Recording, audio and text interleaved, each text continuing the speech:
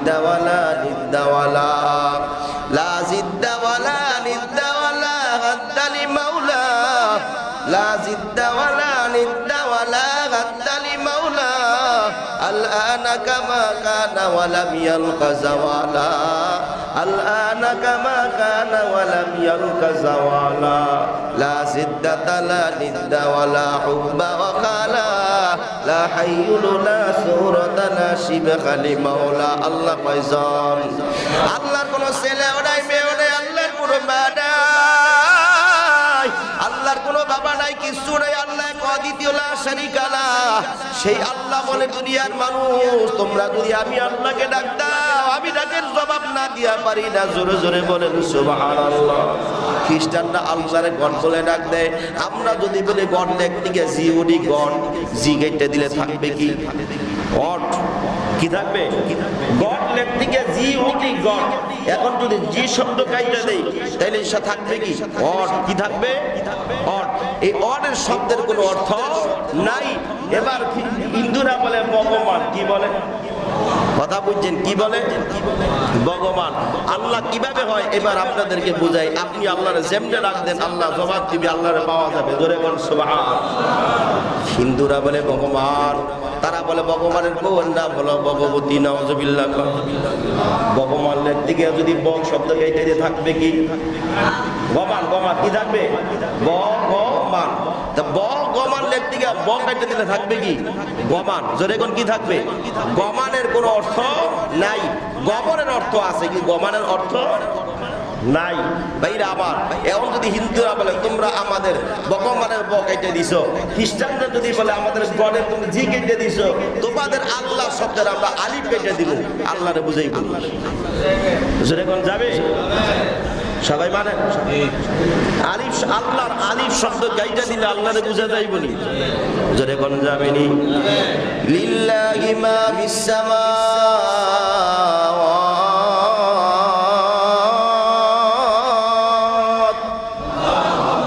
আল্লাহ বলে লিল্লাহি মা ফিস সামাওয়াতি ওয়া মা ফিল আরদ।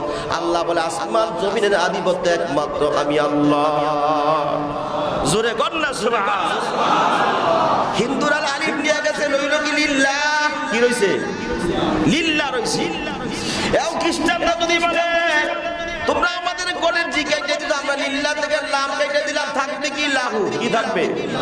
জোরে বল কি থাকবে?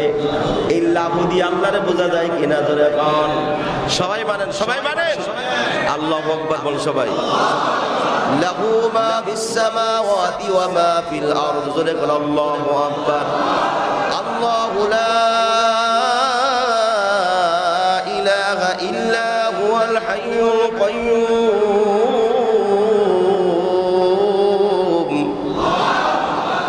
লা তাখুযুহু সিনাতুন ওয়া লা নাওম লাহু মা ফিস সামাওয়াতি ওয়া মা ফিল আরদ। জোরে বল আল্লাহু আকবার। আল্লাহ বলে দিল আসমান জমিনের মালিক একমাত্র আমি আল্লাহ। আল্লাহু আকবার বলেন না কেন? লাহু দিয়ে আল্লাহর বুঝে যায়। অন্য লোকেরাও যদি বলে তাহলে তোমরা লাহুর থেকে আমরা লাম নিয়ে গেলাম, থাকবে কি? হু। কি থাকবে? আরো জোরে কোন কি থাকবে? এ হু দিয়ে আল্লাহরে বোঝা যায় কিনা? জোরে কোন। আরো জোরে বলেন বোঝা যায়নি। হু আল্লাহুল্লাযী লা ইলাহা ইল্লা হু। জোরে কোন আল্লাহু আকবার। হু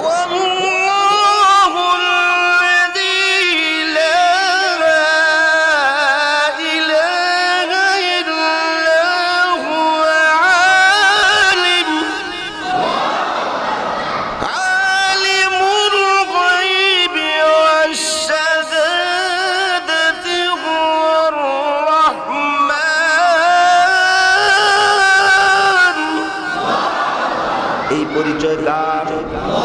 আরো জোরে বলুন কার? আল্লাহর হু দিয়েও বোঝা যায়। সুবহানাল্লাহ কোন না? কোন দিক থেকে আপনি আল্লাহরে বাদ দিবেন? কিভাবে বাদ দিবেন? আল্লাহ তো সর্বদিক থেকে আপনার সাথে বিরাজমান। জোরে কোন আল্লাহু আকবার। যেভাবেই ডাকেন আল্লাহ জবাব দিবে। সুবহানাল্লাহ। আসতে না জোরে? ভাইরা আমার, আপনি আপনি দুনিয়ার মানুষগুলা দুনিয়া থেকে লোভ কমানোর জন্য, দুনিয়ার মানুষগুলা গুনাহ ছেড়ে দেওয়ার জন্য আল্লাহর জিকিরের বিকল্প কিছু নাই। জোরে বলেন সুবহান। যত জিকির করবেন আল্লাহর সাথে মহব্বত তত বাড়বে, যত জিকির করবেন আল্লাহর সাথে আপনার ঘনিষ্ঠতা বাড়বে। আল্লাহর নৈকট্য লাভ যদি চান, আল্লাহর সাথে মানবতার মজা যদি পেতে চান, তাহলে বেশি পরিমাণে জিকির করেন। ইবাদতের স্বাদ যদি পেতে চান, বেশি পরিমাণ জিকির করেন। জিকির ছাড়া ইবাদতের স্বাদ পাওয়া যাবে? জিকির দরকার আছে না নাই? এত জিকির করবেন, আল্লাহ বলে যত ডাকবি অত বেশি আমার জবাব পাবে। ভাইরা আমার, সবাই অল্প বেশি বলতে পারলাম না। একজন যোদ্ধা মুসলমানদের সাথে ওই সময় পারস্যের বিদর্মীদের সাথে যুদ্ধ চলতেছে। 40 জন মুসলমানকে পাকড়াও করে নিয়ে গেলেন পারস্যের বাদশা। গ্রেফতার করে 40 জনকে 40 কামরার মধ্যে আলাদা আলাদা বন্দী করে রাখছেন। প্রত্যেক পাহারা দেওয়ার জন্য একজন কমান্ডো বাহিনী নিয়োজিত, কমান্ডার। কারণ তারা যে মুসলমান মনে খুব দুর্দর্শ, আসলে কিন্তু মুসলমান কি দুর্দর্শ? মুসলমান শান্তিপ্রিয়, ঠিকই না? ধরে কর, এই শান্তির মধ্যে কেউ যে অরাজকতা সৃষ্টি করতে চায়, অশান্তি তৈরি করতে চায়, তখনই মুসলমান প্রতিহতের মধ্যে দাঁড়িয়ে যায়, ঠিকই না? ধরে কর। এইরা আমার এক মুসলমান নামাজ পড়ে, সবাই তো নামাজ পড়ে। 40 জনের মধ্যে একজন লোক কমান্ডারে ডাক দিয়ে বলে, ভাই আমি তো মুসলমান, আমরা দৈনিক 5 ওয়াক্ত নামাজ পড়ি, যদি আপনি আমার ওযুর পানির ব্যবস্থা করে দেন আর নামাজ পড়ার হাতে পায়ের শিকল খুলে দেন, তাহলে আপনাকে 1 দিনার টাকা দেব। কত? 1 দিনার স্বর্ণ মুদ্রা। একটা স্বর্ণ মুদ্রা কত দাম? একটা দিনারের দাম বর্তমানে কত জানেননি? 200 কত জানি? হ্যাঁ, 200-র উপরে, 200-র উপরে একটা দিনারের দাম। আর ওই সময় একটা স্বর্ণ মুদ্রার দাম কত ছিল চিন্তা ফিকির করে দেখে। তো কমান্ডার চিন্তা করলে, আরে নামাজ পড়ার সুযোগ দিয়ে 1 লোটা বানিয়ে দিলে যদি একটা দিনার আমার এতে অসুবিধা কি? এজন্য হাত পায়ের বাঁধন খুললে দিয়ে 1 লোটা বানিয়ে দিছে। ওযু করে আল্লাহর গোলাম নামাজ পড়ে 2 হাত উপরে উঠাই দিয়ে, ইয়া রব্বি উনসুরনি, জোরে কোন সুবহান। নামাজ শেষ করে সালাম ফিরায়া 2টা হাত উপরে দুটো ডাক দিল, আল্লাহ আমি তো এখন জুলুমের শিকার, জেলখানার মধ্যে আবদ্ধ আছি। আল্লাহ আপনি যদি আমাকে একটা দিনারের ব্যবস্থা না করে দেন, তাহলে আগামী ওয়াক্ত নামাজ পড়তে পারবো না। কান্নায় পড়ে গেল, চোখের পানিগুলো জড়জড় করে পড়ে, আল্লাহ তুমি যদি আমার ডাকের সাড়া না দাও, তাহলে আমি ফজরের নামাজ পড়লাম, জোহরের নামাজ পড়ার মতো সুযোগ হবে না।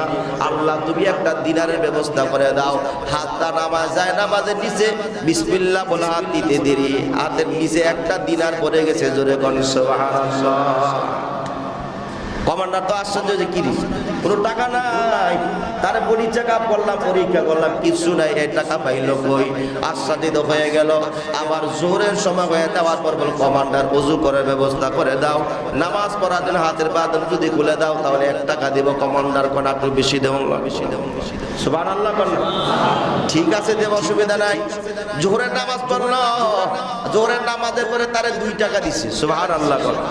আসরের সময় ডিমান্ড আরো বাড়ছে, আসরের নামাজ ঠিক এইভাবে শেষ করার পরে আবার 3 টাকা তার হাতে তুলে দিল। জোরে কোন সুবহানাল্লাহ। এরে আল্লাহর গোলামি খবর কমান্ডার উপরের জেনারেলের কাছে জানাই দিলেন। জেনারেল বলতে লাগলো, তাহলে তুমি যা দেখছো আমিও সরাসরি পরীক্ষা করার জন্য দাঁড়ায় গেলাম।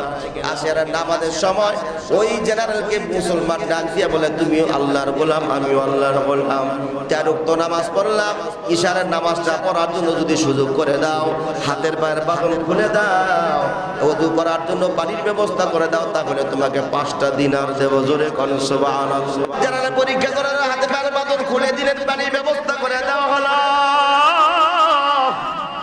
আল্লাহর বলে ইশার নামাজ আদায় করে 2টার উপরে উঠে রাখ দেব। আল্লাহ যদি ইশারের নামাজ পড়লাম, যদি ফজরের নামাজ পড়তে পারি, এখন 5টা দিনার যদি ব্যবস্থা না হয়, তাহলে ফজরের নামাজ আমি এই গোলাম তোমার কুদরতি কদমে সিজদা দিতে পারবো না।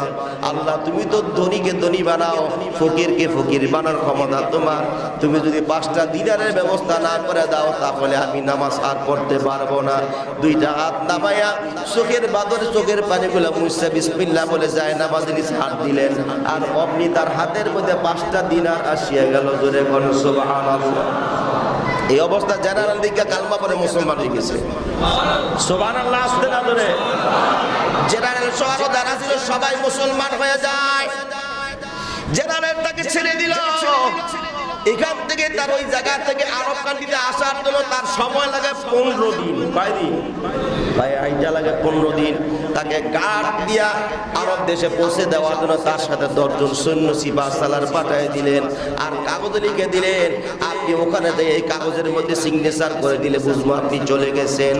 এবার ওই 5 দিনের 15 দিনের রাস্তা আল্লাহর গোলাম মাত্র কয়েক মিনিটে চলে গেছে। জোরে কোন সুবহানাল্লাহ।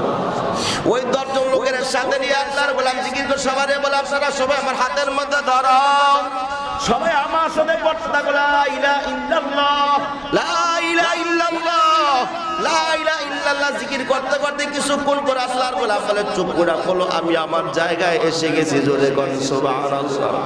10 জন লোকে 15 দিন পরে আসলো। যাইতে 15 দিন, আইতে আসতে 15 দিন লাগে। কয় দিন?